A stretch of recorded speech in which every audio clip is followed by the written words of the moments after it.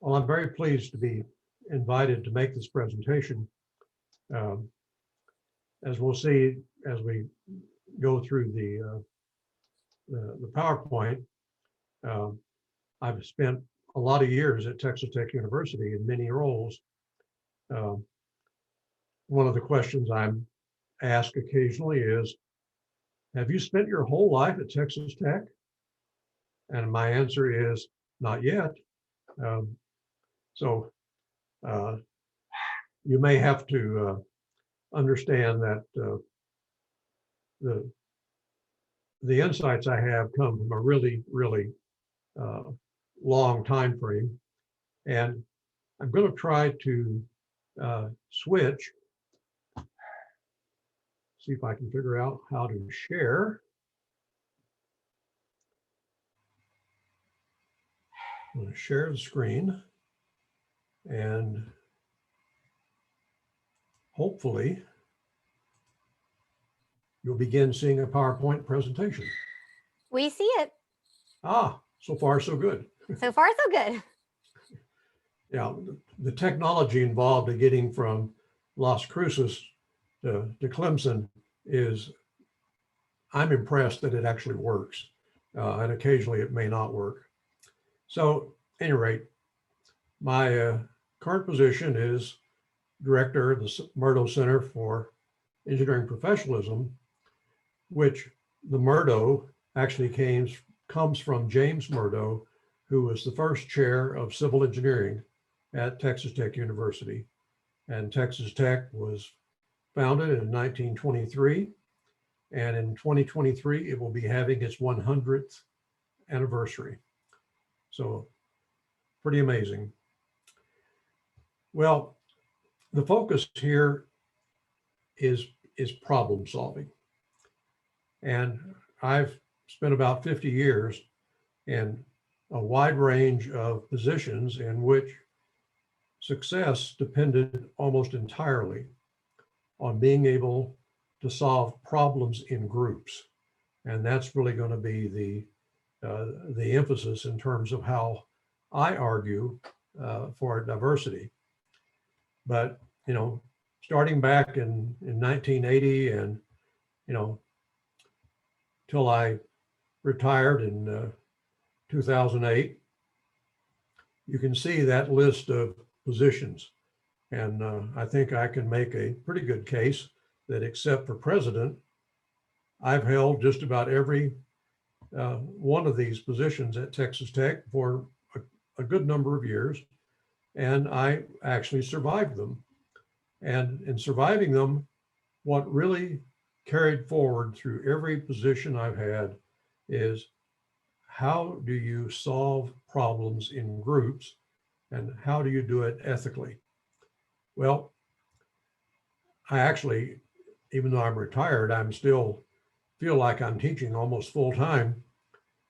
This semester, I have 197 students enrolled online. And as a result of the pandemic, in the fall semester, I suddenly had 475 students online. That took a little midnight oil to get through that semester, but things seem to be, you know, improving. I typically have about 500 students a semester, and I teach both an undergraduate course and a graduate course. The graduate course really is oriented toward research ethics. The undergraduate course is a required course for all engineering students at Texas Tech. And the numbers are a little staggering even to me, that I've had about 4,300 students successfully complete my undergraduate ethics course over the last 8 years. And I have students take my course, you know, outside Texas Tech. We have strong relationship with universities in Eastern Europe, especially in India. And we've done a lot of collaborative teaching. So going on way too long there. But this talk, this presentation, really involves the material that I have presented to my students, arguing in case, why is diversity important to ethics? going to excuse me for 1 second. I'm going to close the door because I have a dog that hears me talking and wants to participate. Take 1 second.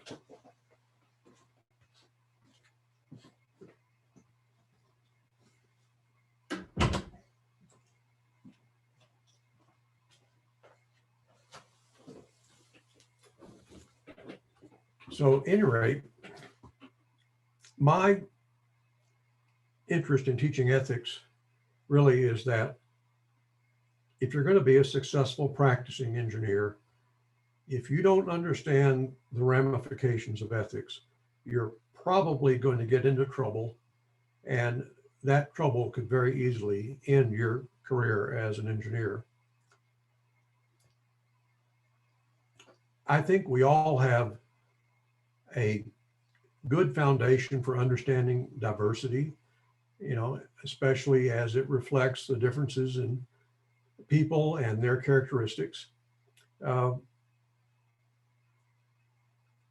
Diversity is not something you can really convey in just a few words. You really have to experience it and incorporate it into the way you do your work to have what I think is a good foundation for understanding diversity.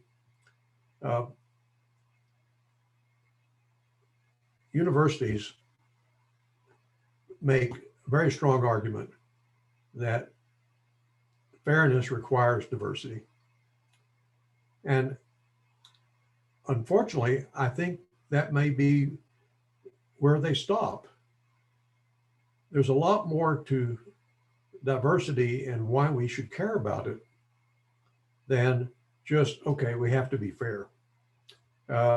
My position, and it's one that's evolved over about 50 years of being in leadership positions, is that if you're going to do ethical problem solving, you're going to have diversity. And I think that is, from a practical standpoint, at least as strong an argument for diversity as fairness.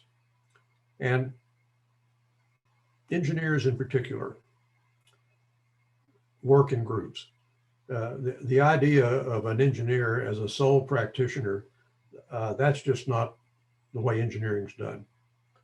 And if you're going to do group problem solving, it's the experiences of the people that form that group that really have the major influence on successful outcomes. And if you lack a skill, or if you lack representation from stakeholders, you're not going to get consistently good results. So these life experiences are just extraordinarily important in the way group problem solving takes place. If you don't have diversity in your problem solving groups, you're going to pay a significant opportunity cost.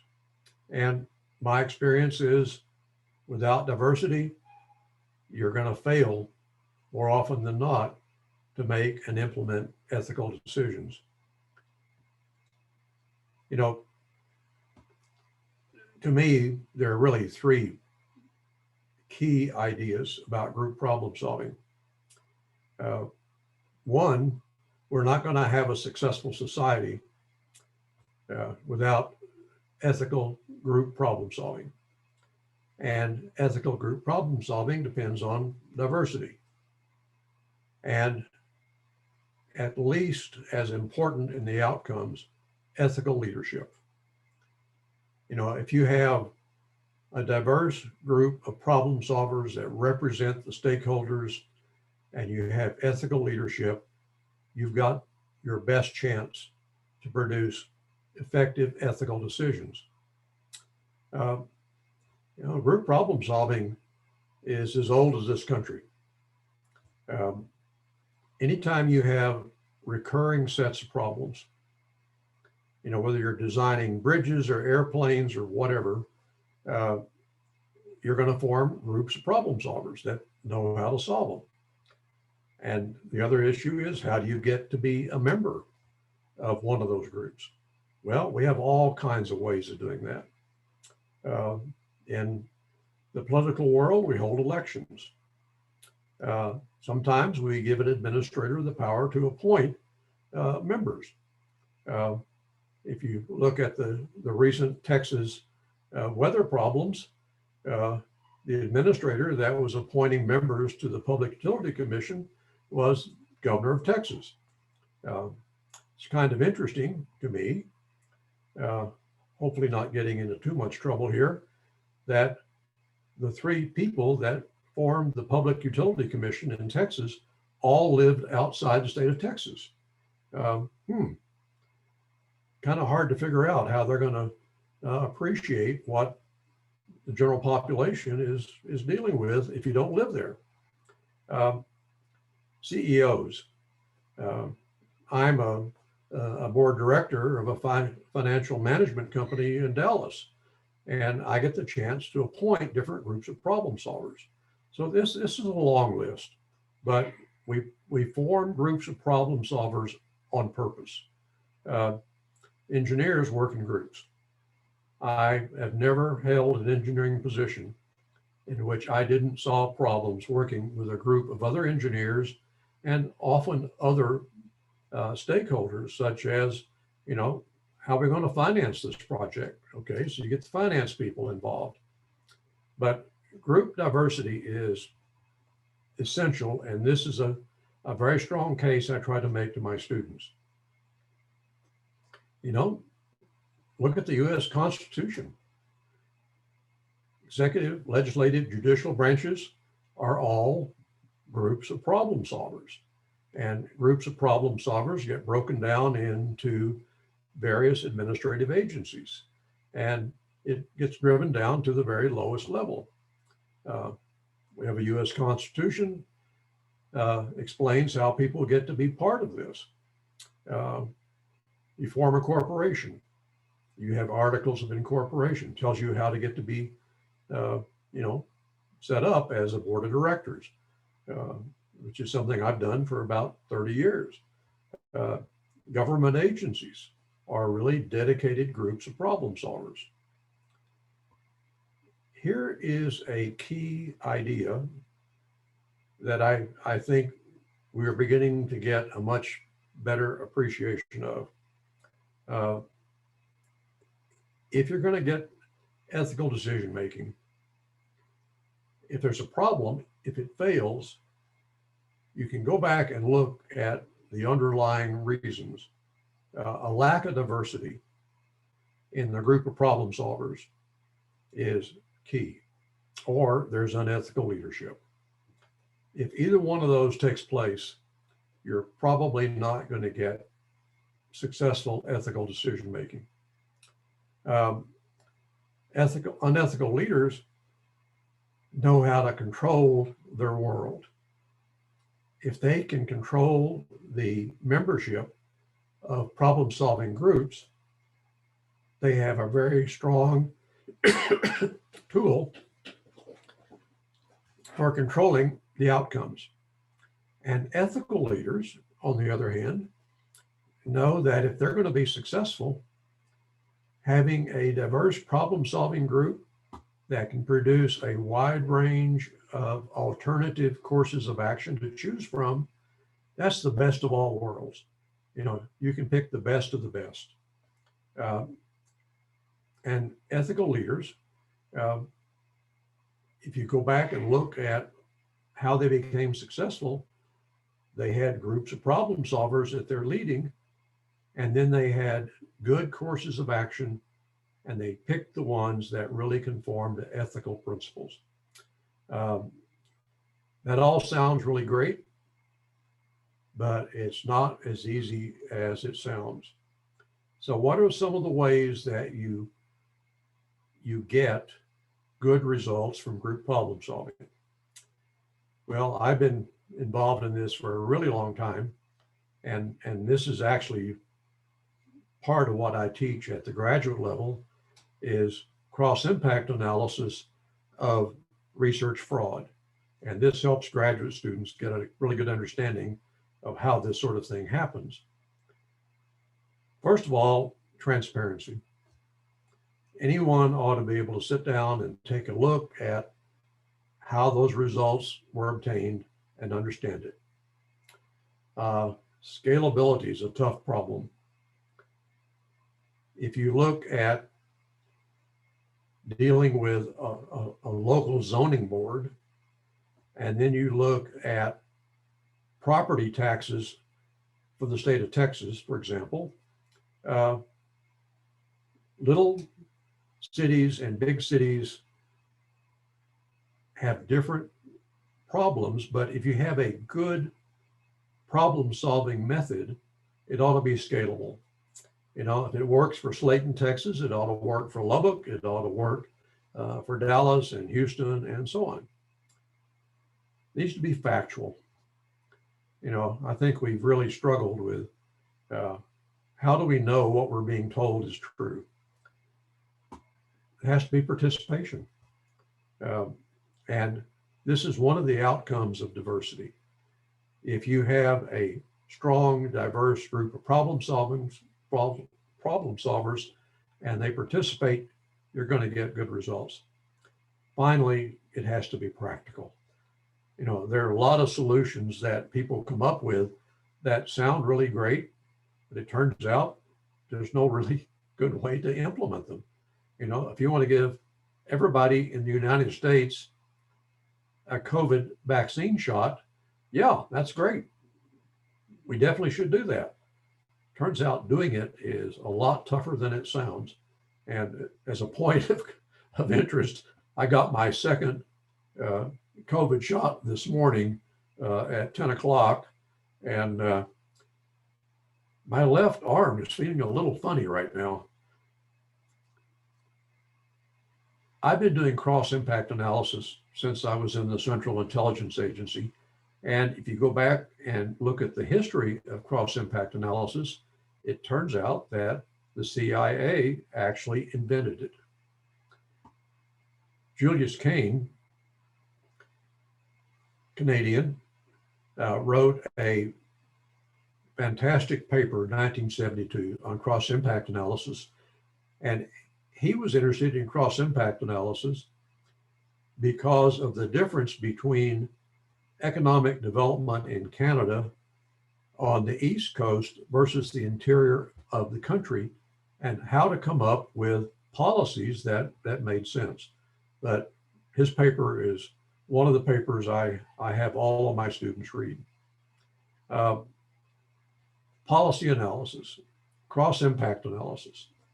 Go out to Google and Google cross-impact models. You'll probably find 30 or 40 references to that. And I'm amazed that more people are not engaged in it. But I have my students at the graduate level use cross-impact analysis to analyze a specific case of research fraud and the impacts, you know, on society. If you're interested in cross-impact analysis, I actually have a website that you can go to, and it has a lot of details on how to do it, and anybody can access material. So one of the reasons I use cross-impact analysis is because it gets you to a point where you can look at the interaction of so many factors. You know, the one thing you find out pretty quick in dealing with real world ethical problems is they are complex.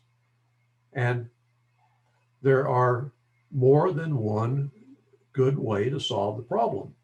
And rational people can come up with different perspectives on how to solve a problem, and they're good. But it's not easy to pick what is the ethical good that you're really going to try to implement. Ethical dilemmas are not just black and white.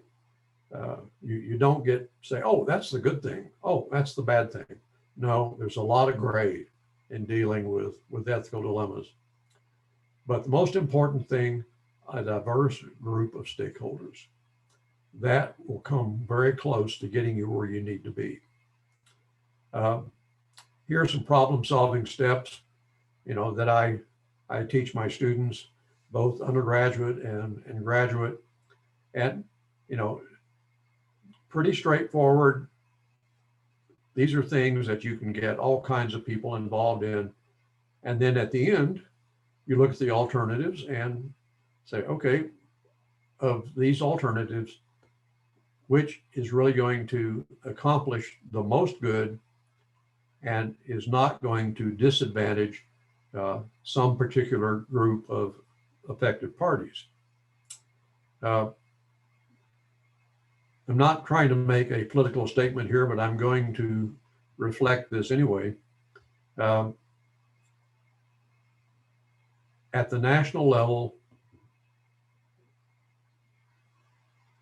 groups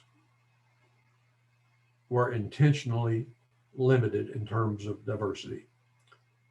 If I want to get a solution that I want to have happen, if I can control who's going to be in the problem-solving group and I can limit diversity, then I'm going to have a lot of leverage over the outcomes. I'm going to have a lot of leverage over what the alternatives are. And I think, based on even recent news publications, ethical decision making was not assured at the national level in informing people about what's the most effective means for dealing with the coronavirus. I think those are facts. If you look at, just very rough statistics, US population, 331 million. So far, about 30 plus million cases, almost 10% of our population, 549,000 deaths, about 1.8% of those cases died. And the other thing, which is quite clear, is underrepresented groups suffered disproportionately. I think you can make a pretty strong case that ethical decision-making at the national level failed. And I think if you look at the reports, we can begin to see that perhaps several 100,000 lives could have been saved if we had just had ethical decision-making. You just look at a sample of the problem-solving groups that we're trying to help. Social media, some help, maybe not so much. Higher education, of course, I'm embedded in that. And I remember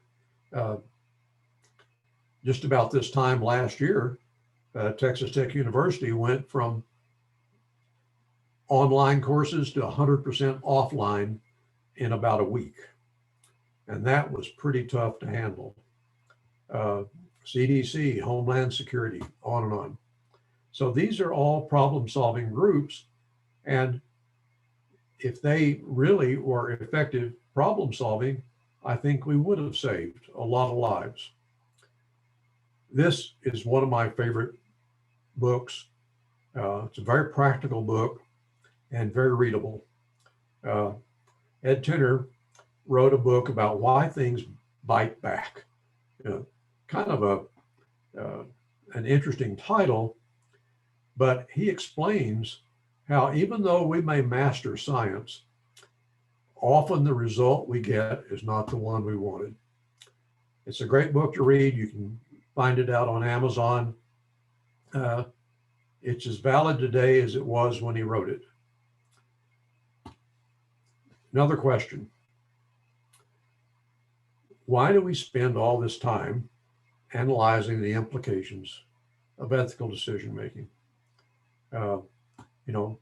I have my graduate students right now, about 18 students, who are writing their term papers on the cross-impact analysis of a specific research fraud.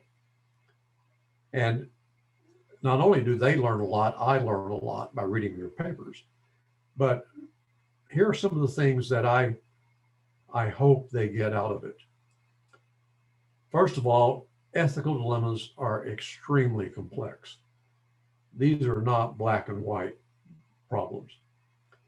The other thing is the consequences of unethical behavior on the part of a few decision makers can literally have a global impact.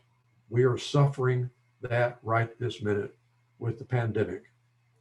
And finally, we really have to have ethical behavior on the part of knowledgeable professionals. And if we don't, if we have people that are in the decision-making role and they're not knowledgeable or not ethical or both, then we're going to get some really bad outcomes. And I think we have. Now, these are some of the cases that we study at the undergraduate level, and I'm just going to browse through these real quick. Space Shuttle Challenger. NASA managers said, launch. Engineers were saying, do not launch. And they did, and we know what happened. Upper Big Branch mine disaster, worst disaster in 40 years. CEO Don Blankenship, convicted of a crime and is serving time in federal prison for ignoring engineering safety rules. Not very ethical. Deepwater Horizon. You know, everybody in Texas and Louisiana understands this. British Petroleum at the end pled guilty to 14 criminal charges, and 5 engineers, British engineers, are serving 10-year sentences for the loss of life that took place on that platform. Flint, Michigan, they're still suffering to this very day. City and state executives ignored engineering requirements for the source of water, lead leached into pipes. They're still trying to figure out how to recover from that. Volkswagen emissions scandal. Company hid all kinds of things and eventually were held accountable, and for a period of time, Volkswagen products with this particular software could not be sold in the United States or in Europe. And of course, we're still seeing the end result of the 737 MAX. Boeing's airline customers and all of the people that flew on these airplanes, managers said, we do not want to pay the cost of training new pilots. So even though these airplanes are hard to fly, we need to save the money, and 360 people died. Okay, so I've just given you a full semester's worth of engineering ethics, but this is really kind of where I want my students engaged in discussion, and this would be an opportunity for people in the audience to respond. Does ethical group problem solving actually accomplish anything? Well, I think the evidence is overwhelming. Without it, we have major disasters. What happens when senior management, doesn't matter whether it's the head of a executive agency or head of a company, what if they override ethical decisions? Do the stakeholders have any obligation to hold up their hand and say, oh, no, wait a minute, that's not right? You know, if you're an employee, engineers in their code of ethics, one of their elements is they must be a faithful agent or trustee of the organization for whom they work. Okay, so if you're an engineer working for Boeing, does that fact that you're a faithful agent absolve you from ethical obligations to be truthful? You know, if your employer is doing something illegal, does being a faithful agent mean you have to cover up their illegal acts. Finally, if you're a stakeholder and you're participating in unethical decision-making, do you have any ethical liability? In other words, your boss tells you, okay, I don't want this said to the public. You need to change what you're saying or not say something that the public needs to know. Because you're an employee or you have a manager that's telling you, I'm going to fire you if you don't do what I tell you, does that absolve you of any personal liability? And my students get very engaged at this level.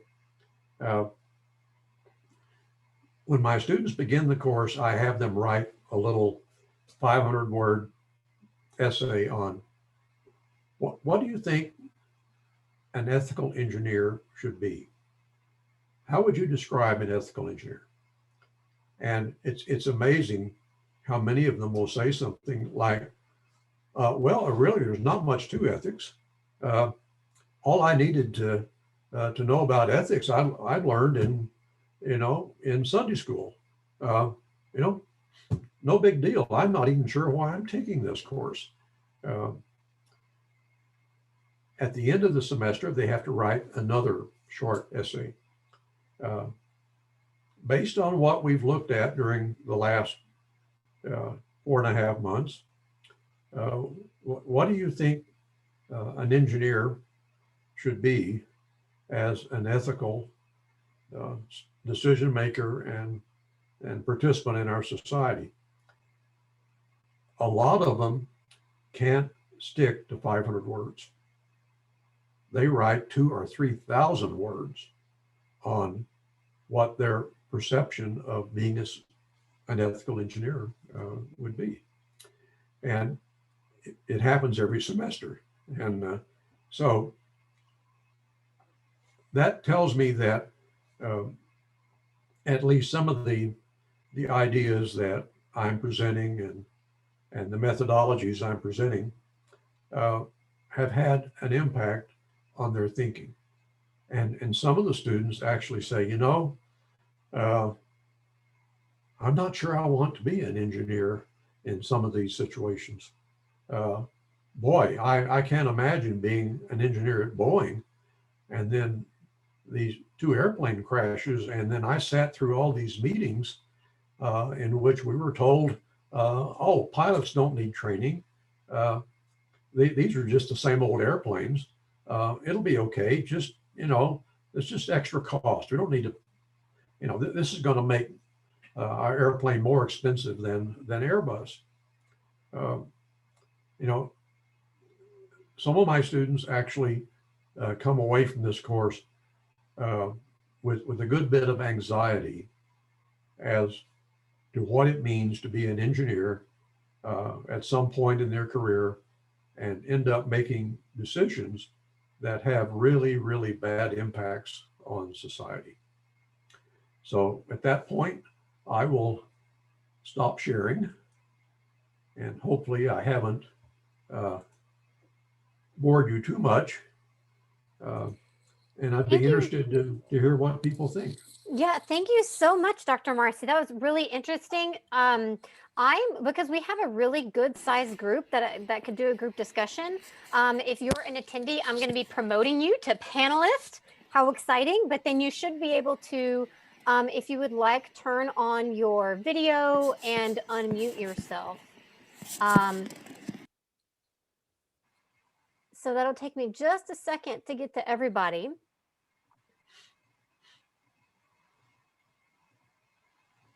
And that'll also be easier because you should be able to see when someone unmutes and would like to talk.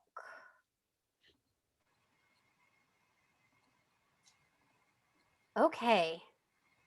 So I see some of my students here, so I can call on someone if we need to. Please. That's what I do. If I don't hear from somebody, I'll call on you.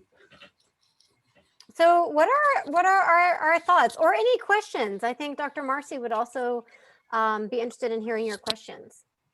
Indeed. So being an engineer, you have to take the FE and the PE to become a professional engineer. But have you, in your experience, ever had an employer kind of go back over those ethics of being an engineer and like your managers, like really instilling in you that these are first and foremost the most prioritized thing to keep in mind when being an engineer? Well, one of the companies I worked for was in Houston, Texas, National Supply Company, which makes oil field equipment. And I had the opportunity to work for the president at that time, a guy named Rob Walker. And I had this conversation with Rob, and he said, when you go out in the field as an engineer and somebody asks you to change the measurement tool that meters natural gas and for which people are billed, he said, I want to know about it. Because all of these oil field operations depended on National Supply Company, what they called custody transfer measurement. So you transferred gas from your field into a pipeline. I didn't know what he was talking about until I got into the field. And I had people offering me tens of thousands of dollars in cash to reset the metering, because that could mean millions of dollars in revenues to them. And then I eventually went back to the president and gave him my report and said, well, you're probably going to get some complaints because I refused to reset any of this equipment. And he said, thank you. If you had responded any other way, you wouldn't be working here. And so in my career, yes, I've run into people that were not only influential in terms of their economic impact, but literally would pay a bribe. And never in a million years did I expect that I would run into these situations. So I don't know if I addressed your question or not, but I never had a course in ethics as an undergraduate. So I realized I had my 79th birthday yesterday. So I'm pretty old, but I'm still here. And the interesting thing is that I graduated in 1966 and went directly to work for the CIA in the middle of the Vietnam War. And I know a lot about government and war. And then I left the agency and went back into education because I really felt like I could offer something that I didn't get. And my PhD was in 1972. A lot of you are thinking, gee, that guy could be my great grandfather. But what I hope to do is relay my life experiences and hope that I can give the students that are graduating today some insights that I didn't get. I'm talking too much. I'll be quiet. Also, since we have a small group, Kelly, that was your question. If you wanted to do a quick introduction of yourself as well. Okay, so I am Kelly Trotter. I'm a senior in environmental engineering. I'm part of the BS to MS, which is like bachelor's to master's. So I'm kind of like one of those weird in-betweeners, but I really enjoy, still having a little bit of the graduate side and the undergraduate side. And no, I loved your presentation that we had. I'm really into ethics, and social and sociology and the ethics of all that sort of stuff. So your course sounds really interesting to me.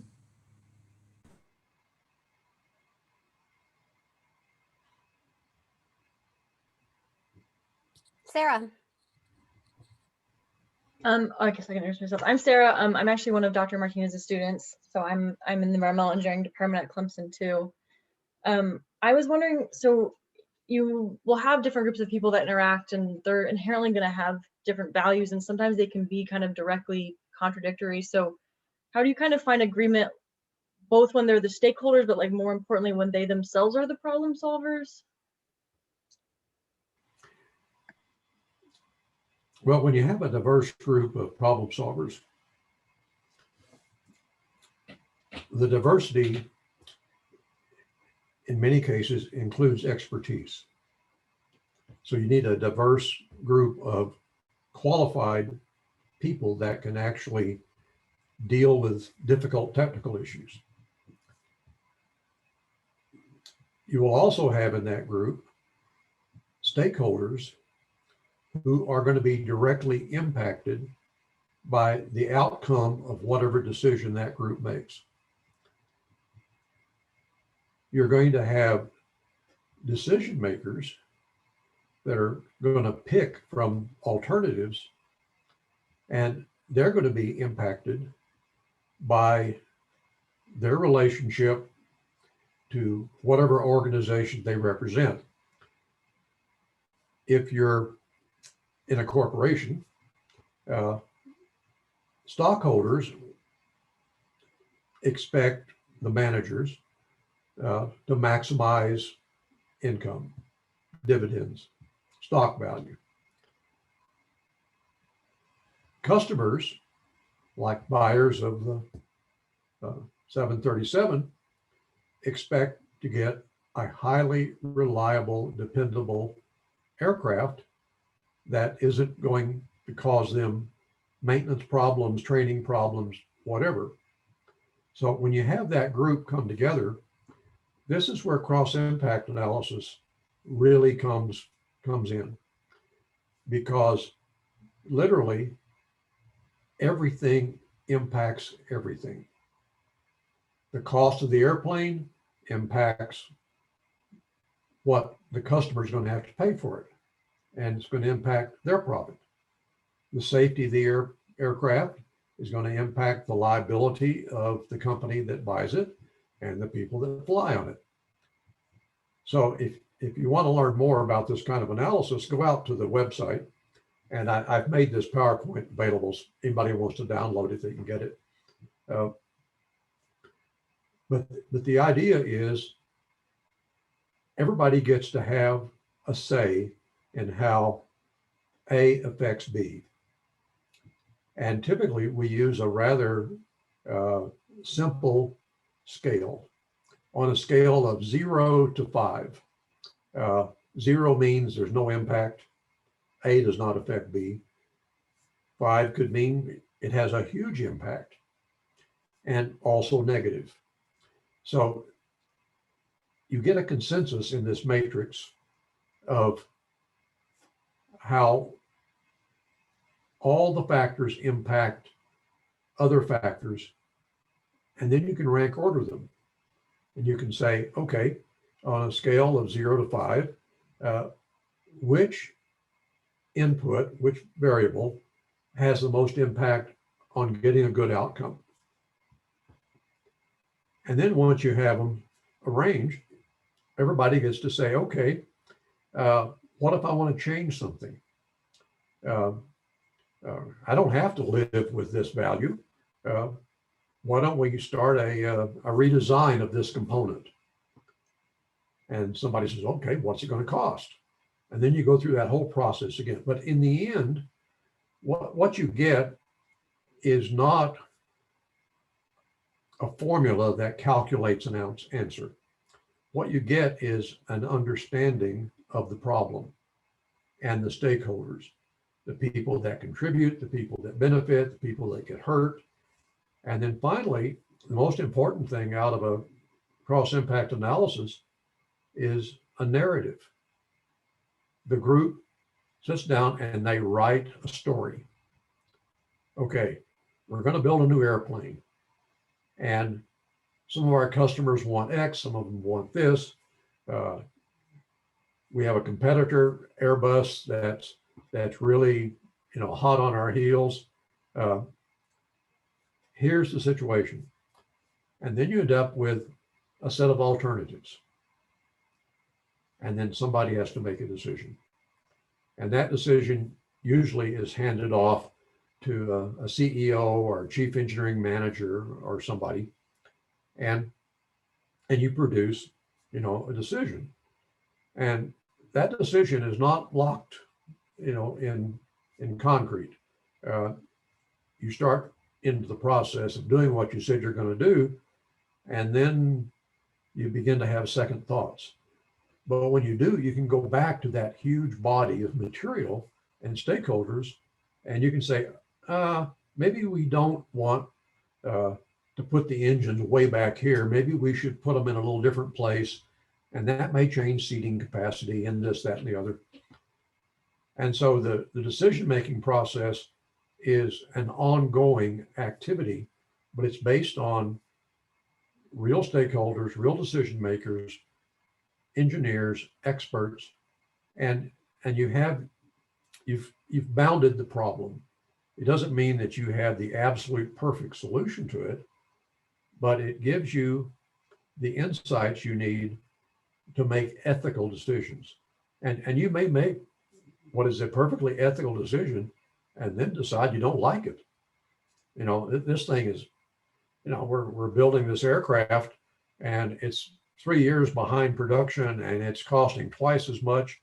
Maybe we need to really rethink this whole process. But my argument, today is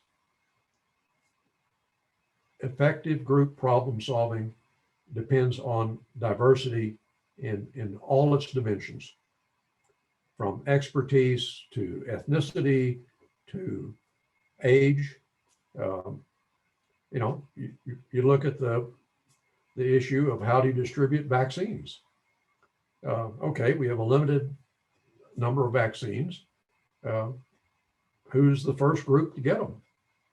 That's not a easy thing to deal with. And then you suddenly say, okay, we've got 30 million doses. How do we get them so they're actually implemented? But it's kind of a fundamental position that I take, is that group problem solving, effective group problem solving, can deal with the things we have to deal with to have an effective society. And it doesn't matter whether you're building an airplane or you're trying to figure out how to protect the health of this country. These are things that are manageable. And if you have ethical group problem solving, you're going to get about the best result you can get. Some things are just not going to be solved perfectly, but you can get the best result you can.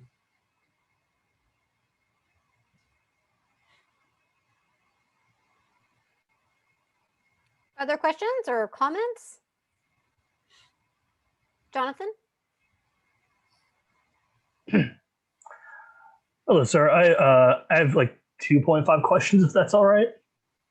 The first one is just kind of on the pedagogy of your course. You said it's an undergraduate course. What level is it normally taught at?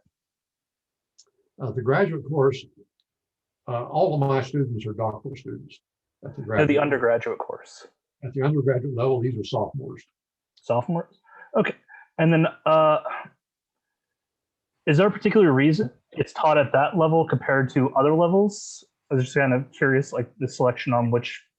We actually made a very conscious decision. It used to be taught at the junior senior level. And it was taught really just before students graduated. In fact, some students would put it off till their last semester. One of the things we wanted was to give students to think about ethics as they're taking all of their engineering courses. So we moved it down from junior, senior to freshman, sophomore.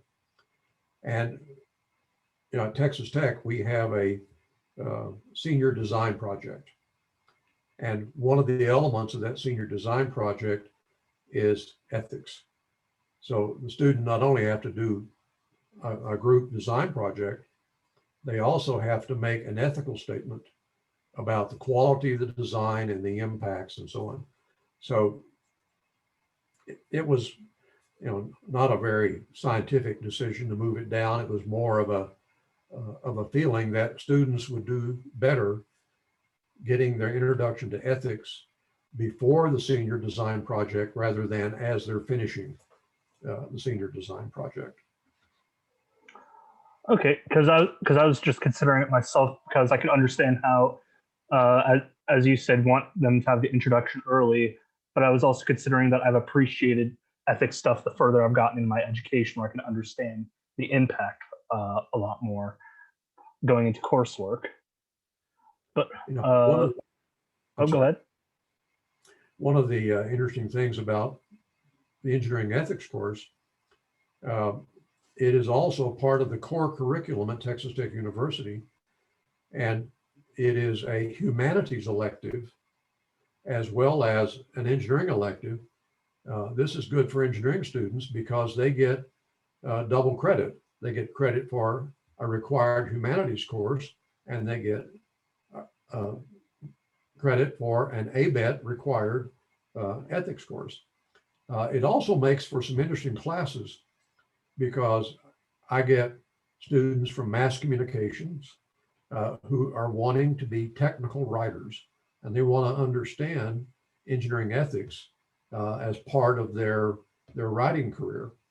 I also get law students taking my course who are interested in things like patent law and liability issues.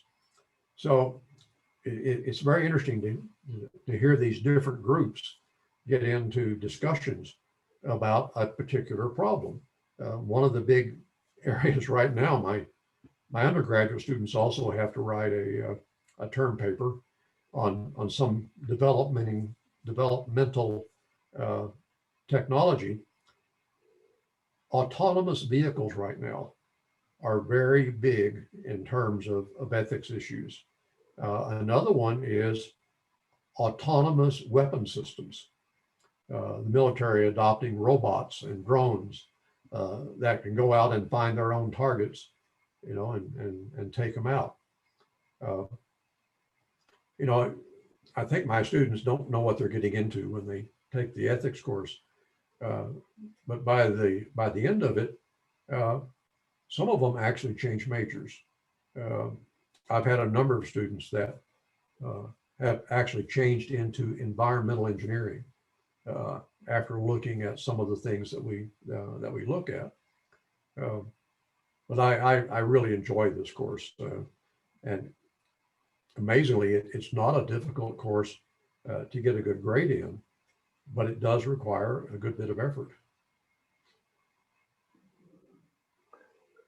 Kelly actually had a question. She said she's about to go, so I'll jump back to allow her to ask that. I was just wondering if there were any books that you would suggest for someone who hasn't really taken a lot of engineering ethics classes, but I really want to. And so I was just wondering what kind of books or textbooks would you suggest me reading?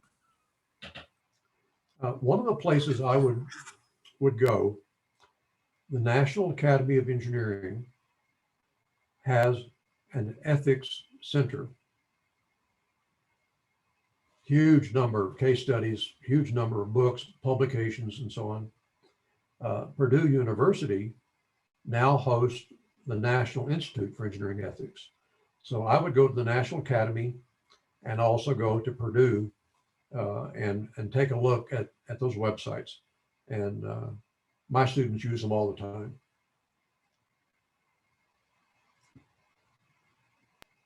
Thank you so much. I really enjoyed it.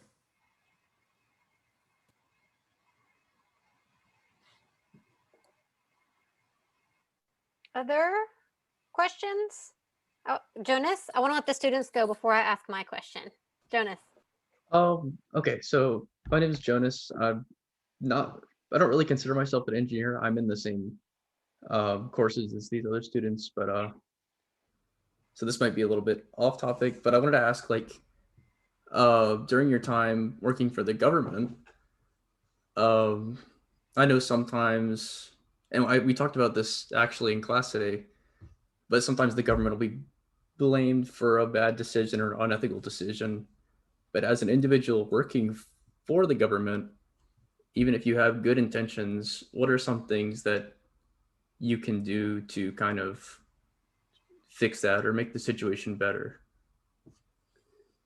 Well, one of the things which I actually did, I introduced cross-impact analysis to the CIA. And if you look at my dissertation, the dissertation is entropy and information in organized problem solving. So I've been dealing with this topic as an academic, for about 50 years. One of the things which I was surprised is the CIA has an incredible number of PhDs. It's like almost 30% of their professionals hold a PhD in all the disciplines you can imagine. There are also a lot of people that move back and forth between academia and intelligence. Now, realize I left the CIA in 1975, so I spent 10 years there. Vietnam War was not a great time to be 23 years old.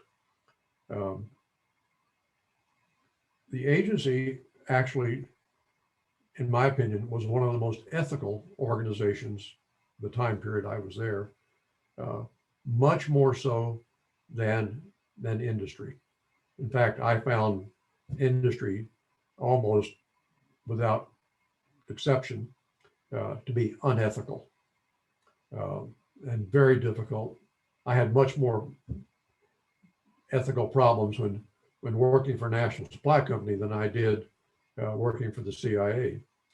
And I can continue to consult with the CIA for the next 20 years. So I have had a really long time period with them. But cross-impact analysis was one way I could get a whole bunch of people together and get them to think ethically about what they were doing. And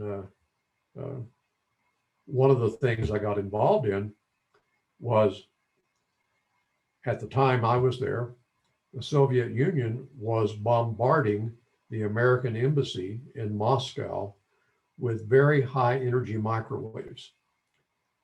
And I actually made the last set of technical measurements on the health impact of microwaves at the American embassy, which Adlai Stevenson used as data to present to the United Nations. And the interesting thing is we got the Soviets to stop doing it because they were violating their own health standards. So we kind of turned the tables on them. Anyway, I'm wandering off into the woods here. And to piggyback on that, the cross impact analysis seems to be able to put almost a quantitative feel to ethics, which seems like it must be very persuasive in that circumstance. How, I guess it depends on the situation, but kind of how long does it take, like if you have a scenario, to kind of go through this cross impact analysis? It varies from a matter of a week or two to it could take a year. If you go to this website that I have a link to, we actually set up this website when Lubbock was getting ready to try to reopen businesses. And we had medical professionals, we had business leaders, individual restaurant owners, and so on. it took about 3 weeks to get all these people. And of course, we're doing this all online because we don't feel comfortable coming together as a group and trying to, sit across the table from each other. The end results were that the actual restaurant owners as stakeholders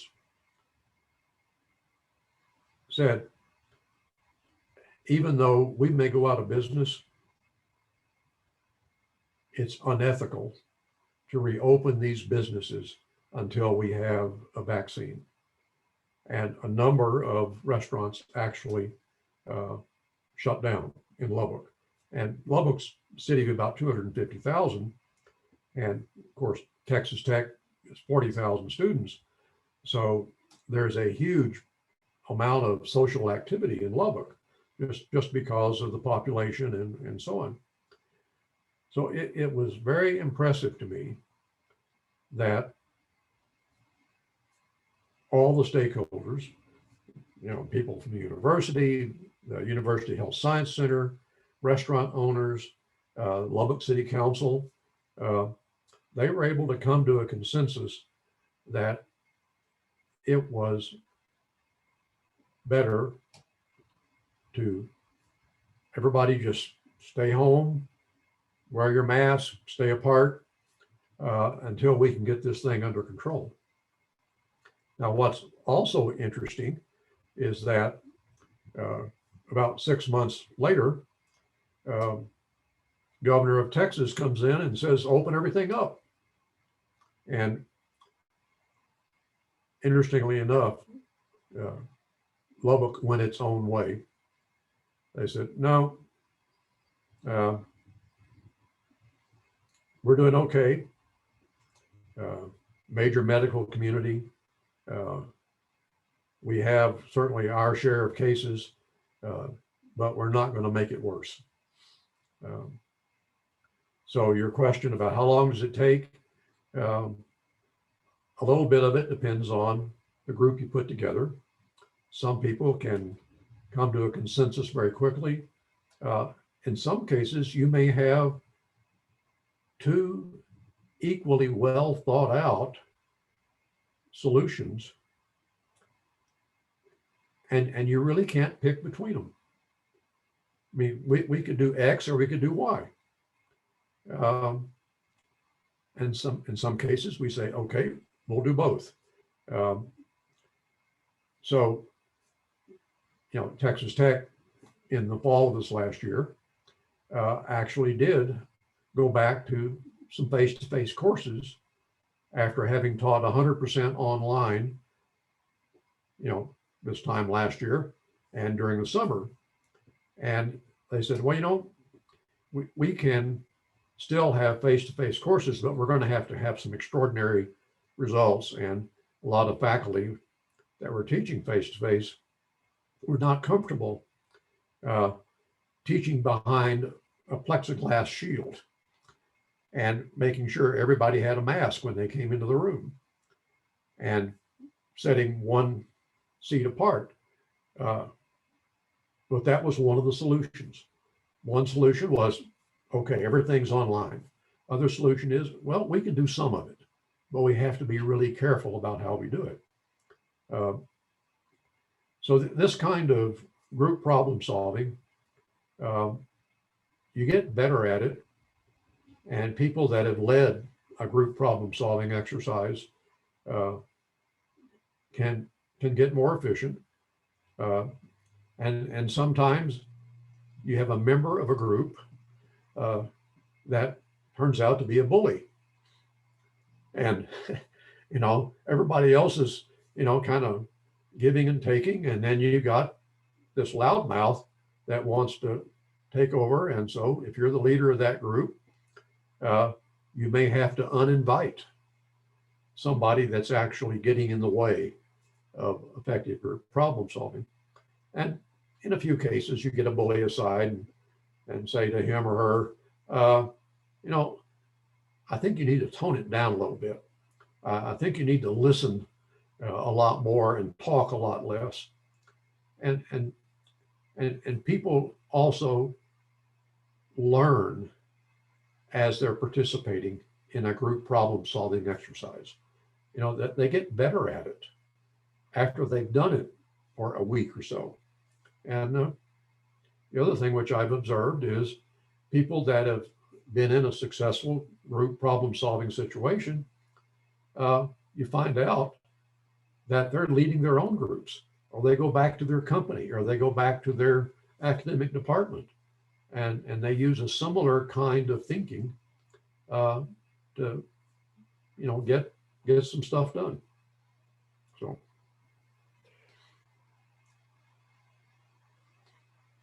Sorry, I like double muted somehow. That second part was the second question that I had. So thank you for that. Any other questions? Yeah, Annalise.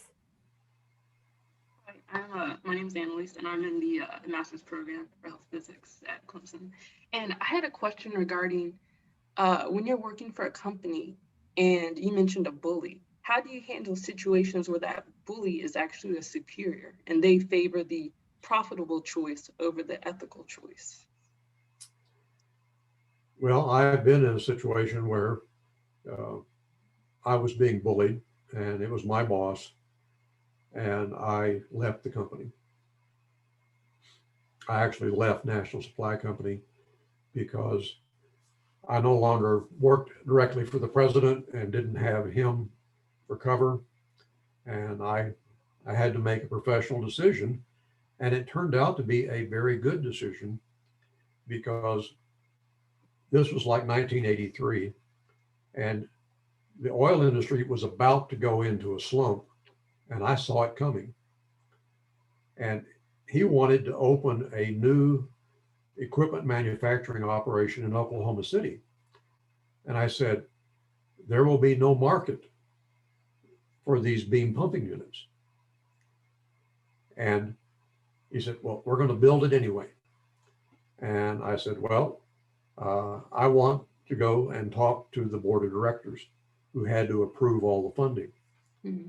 And he said, you're not going to do it. And I said, well, in that case, I'm going to say goodbye. And I did. And National Supply Company declared bankruptcy 3 years later. So I could have saved stockholders a lot of money. And I did hold up my hand, even though my boss told me, you're not going to do it.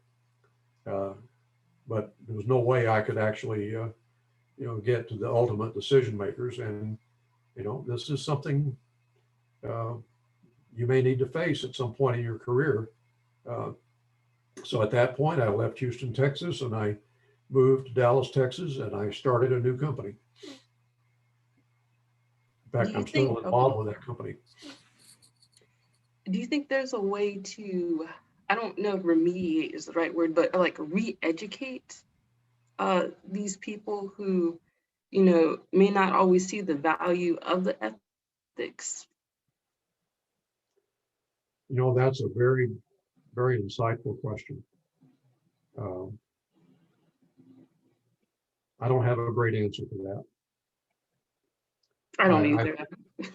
I think there are people that, frankly, are just unethical.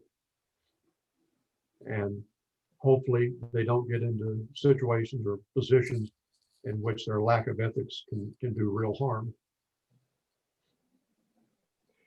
One of my main takeaways from this session and this discussion is that being a scientist or engineer takes a lot of courage. For those who videos are on, who thought going into your field that it was gonna, like, courage was a part of that I didn't. bundle? Yeah, maybe a little bit for some of us, but yeah, it's I think like ethics gives you that support. It helps empower you to make the right choice once you have the vocabulary and tools that Dr. Marcy has discussed. So I wanted to wrap up with a couple of brief announcements, and then we'll go on break. If there are any last minute questions, if Dr. Marcy wants to stick around for a couple more minutes, I'll hang around for a couple more minutes. But Just as a reminder, at 6:30 will be the Tide keynote. Dr. Dana Bowen Matthew, Dean of the George Washington Law School. Her talk will be addressing the ethical implications of racial inequities in American healthcare.